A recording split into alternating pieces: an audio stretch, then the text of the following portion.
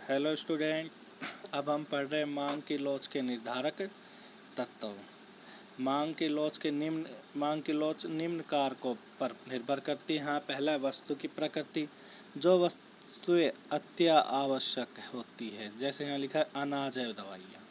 ठीक है। एक होता है साधारणतः वस्तु, जैसे नमक, मिट्टी का तेल, माचिस, पुस्तकें, मौसमी सब्जियां आदि। ठीक है जी। हाँ, अत्यावश्यक जैसे दवाई वगैरह, यानी कि इनकी मांग बेलोच होती है। बेलोच यानी कि इनकी कीमत में परिवर्तन, यानी कीमत में परिवर्तन का मतलब वृद्धि या कमी, पर मांग पर ज़्यादा फर्क नहीं पड़ता। ये मैं कहता हूँ जैसे कीमत 50% में वृद्धि होगी, यानी कीमत 50% बढ़ गई, यहाँ मांग 50% कम नहीं होगी। इनकी कीमत पर बढ़ने पर मांग ज़्यादा कम वृद्धि नहीं होती, क्योंकि अत्यावश्यक वस्तु है तो उपभोक्ता इनको घटा नहीं सकते, इसलिए इसकी मांग इकाई से आगे है।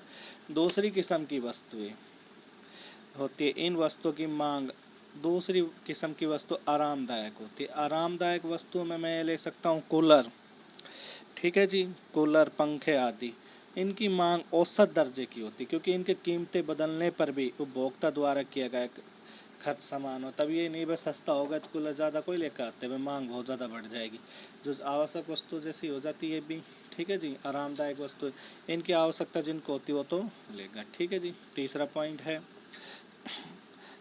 तीसरी किस्म की वस्तु विलासिता की वस्तु, जिसमें आ जाती है जी एसी, फ्रिज वगैरह, जो ज़्यादा मतलब विलासिता की वस्तुएं बोलते हैं, जिनमें एयर कंडीशन हो गया, कीमती फर्नीचर हो गया। इनकी मांग अधिक लॉसदार होती है। क्यों होती है? यानी कि इकाई से कम लॉसदार होती है कि इनकी कीमत कम होगी तो उपभोक्ता इनकी मांग बढ़े। मान लो एसी की कीमत लगभग कूलर के बराबर है, लोग कूलर को त्याग कर किसको लेंगे? एसी को। कहते हैं इनकी कीमतों में परिवर्तन होने पर इनकी मांगे जाने वाली मात्राओं में ज़्यादा परिवर्तन होता है, अतः इनकी मांग अधिक लोचदार होती है।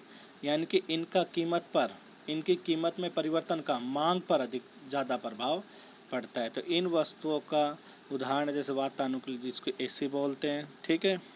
चलिए नेक्स्ट पॉइंट की तरफ आगे है प्रतिस्थापन वस्तु, जिन्हें स्थानापन्न वस्तुएं भी बोला जाता है। प्रतिस्थापन वस्तुएं, जिन्हें स्थानापन्न वस्तुएं भी बोला जाता है। ये वे वस्तुएं जिनके निकट स्थानापन्न पदार्थ होते हैं, जैसे चाय और कॉफ़ी, इनकी मांग अधिक लोचदार होती है। अगर मैं चाय की कीमत में वृद्धि कर देता हूँ तो लोग चाय को कम करके कॉफ़ी की तरफ हो जाएंगे, तो इसलिए इनकी मांग अधिक लोचदार होती है। वे वस्तु जिनके निकट स्थानापन्न नहीं होते, उनकी मांग कम लोचदार होती है, यानी इनके कोई स्थानापन्न ही नहीं है, उपभोक्ता को उनकी हो। ठीक है जी। तो उनकी मांग कम लोचदार होती है। ठीक है जी। नेक्स्ट पॉइंट है विभिन्न वस्तुओं के विभिन्न उपयोग। अब मैंने विभिन्न उपयोग हमने वहाँ पढ़ा भी था। ठीक है। मांग को प्रभावित करने की, जैसे चना है, दो व्यक्ति, मनुष्य भी यूज करता है और घोड़ा भी। वे वस्तुएं जिनके अनेक उपयोग या कई उपयोग, उनकी मांग लोचदार होती है। अगर इन वस्तुओं की कीमत बढ़ जाती है तो उपभोक्ता इनका दूसरे उपयोगों से प्रयोग घटाकर सबसे ज़्यादा कम उपयोग में आने वाले में काम करेंगे, यानी कि प्रयोग घटाकर सबसे ज़्यादा उपयोग में होने वाले काम करेंगे। जैसे बिजली के दरों में वृद्धि के फलस्वरूप बिजली का प्रयोग पानी गर्म करने या खाना बनाने में नहीं होगा। मान लो बिजली की जो रेट है, प्राइस जो पर यूनिट है, वो बढ़ जाए तो लोग उसको गर्म पानी के लिए प्रयोग नहीं करेंगे। तो विभिन्न उपयोग, यानी कि एक ही चीज़ के अनुप उपयोग है। ठीक है। जैसे बिजली परहेज करने के काम आती है, गर्म पानी करने के काम भी आती है। ठीक है। हीटर चलाने के काम भी आती है। अगर इसकी दर बढ़ जाएगी तो लोग हीटर वगैरह चलाना छोड़ देंगे। ठीक है जी। अगला पॉइंट है, पहले एक बार इनको तीनों को देख लेते हैं।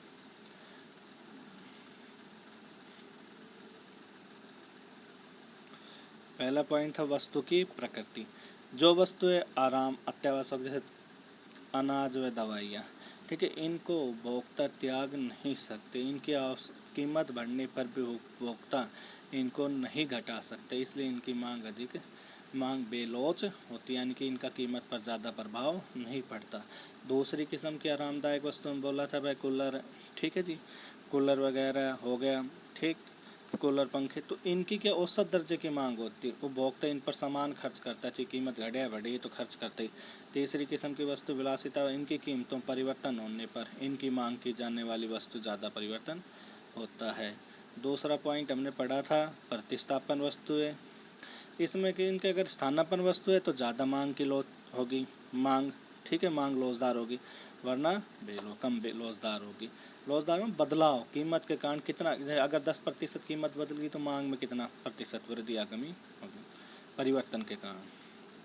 अगला पॉइंट है वस्तुओं के विभिन्न उपयोग, जैसे चना है, ठीक है, इसका उपयोग ये कहता है कि अगर जैसे बिजली की दर बढ़ जाती है तो उपभोक्ता हीटर चलाने इन चीज़ों में प्रयोग करना कम कर देगा। नेक्स्ट पॉइंट है उपभोक्ता का बजट। भाई बजट क्या होता है, पढ़ा भी था हमने कि बजट अनुमानित आंकड़ों को संख्यात्मक रूप देना, ठीक है जी, पूर्व अनुमानों को संख्यात्मक रूप देना, ठीक है, कुछ भी बोला अनुमान, भाई मैं इतना पैसा इस पर खर्च करता हूँ, तो कहता है बजट कि हर उपभोक्ता बजट बना के चलता है, तो अपने अगर वो जैसे 100 रुपये कमाता है तो 10 रुपये इस पर खर्च करेगा। इसकी बात करें, कहता है वस्तु की महत्ता, अगर उपभोक्ता अपनी आय में से किसी वस्तु पर कम अनुपात में खर्च करता है तो ऐसे वस्तु की मांग लोच बहुत कम होती है। ऐसी वस्तु से माचिस, सेफ्टी पिन, पेंसिल, अगर माचिस की कीमत बढ़ जाए तो उपभोक्ता ध्यान ही नहीं देता, क्योंकि अपनी आय का मामूली हिस्सा यानी कि अपने बजट का 100 रुपये में 80 रुपये खर्च करना, उसमें से 1 रुपये खर्च, तो इतना ज़्यादा नहीं। वे वस्तुएं जिन पर उपभोक्ता अपनी आय का बड़ा हिस्सा खर्च करता है तो उसकी मांग अधिक लोजदार होती है, जैसे कार इत्यादि, क्योंकि अगर वो आय का ज़्यादा खर्च करता है, अगर मान लो गाड़ी लेता है तो 20-30% उसकी आय खर्च हो जाती है खर्च, तो उसकी मांग अधिक लोजदार है, क्योंकि वो कीमत पर ज़्यादा ध्यान देता है, ठीक है।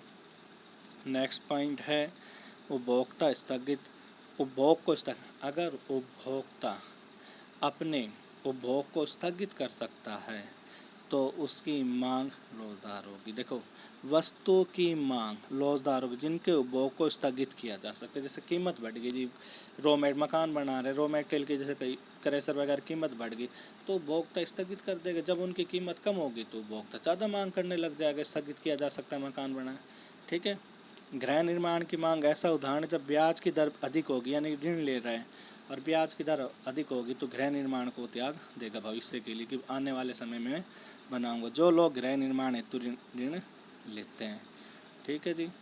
फिर देख लेते हैं पॉइंट जैसे उपभोक्ता का बजट, अगर उपभोक्ता अपनी आय में से किसी वस्तु पर अधिक, बजट बता अनुमानित भविष्य का अनुमानित आंकड़ों को संख्यात्मक रूप देना, अगर अपने जैसे 50 रुपये खर्च करना चाहता है उसमें से कितना हिस्सा यानी 50 में से 1% हिस्सा खर्च करना चाहता है तो उसकी मांग कम लोजदार होती, क्यों, अब जैसे ये उदाहरण दे रहा है माचिस, सेफ्टी पिन, पेंसिल वगैरह, अपनी आय का मामूली हिस्सा खर्च करता है तो इनकी ऊपर जैसे माचिस 1 रुपये की आती, इसकी 20% कीमत बढ़ गई या 50% बढ़ गई या 100% ही बढ़ गई, 2 रुपये माचिस, तो एक की 2 रुपये हो जाएगी, तो उपभोक्ता इतना यानी कि माचिस लेना बंद कर देगा। 10% बढ़ गई तो 1 रुपये 10 पैसे ही तो, और गाड़ी की कीमत मान लो 5 लाख की आती, गाड़ी की कीमत में 10% बढ़ गई तो कितना हो जाएगा, 5,50,000, तो वो उसको प्रभावित करेगी।